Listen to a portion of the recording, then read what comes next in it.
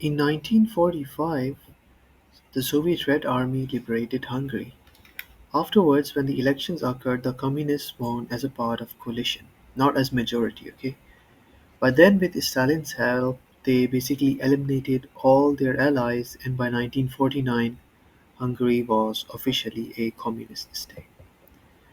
Now, a communist hardliner named Matyas Rakosi was placed in charge by Moscow, and he actually denied people freedom of speech and expression, and he had a secret police to control opposition, and Russian language was also imposed on people. People didn't like this, and as if things weren't that bad, people's taxes were actually used to pay for Soviet troops that were stationed in the country. Again, people didn't like it.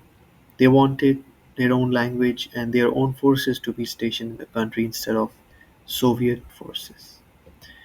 In 1956, Rakosi faced opposition in June and he asked Khrushchev to help him. Khrushchev told him you should retire and had him replaced by Erno Gero.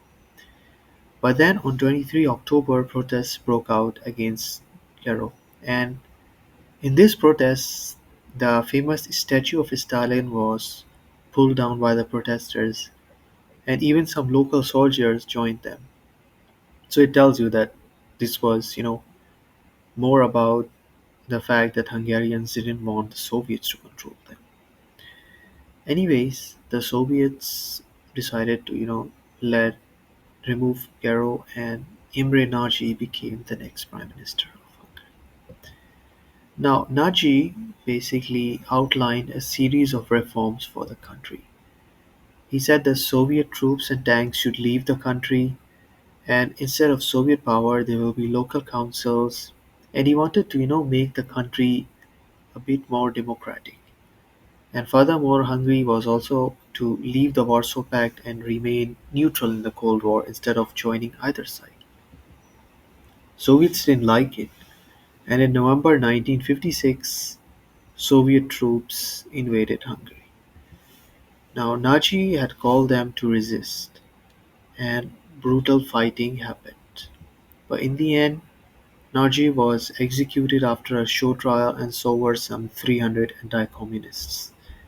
And the Hungarians bought a replacement named Janos Kadar. Overall, some 30,000 were killed, and 200,000 fled to Austria.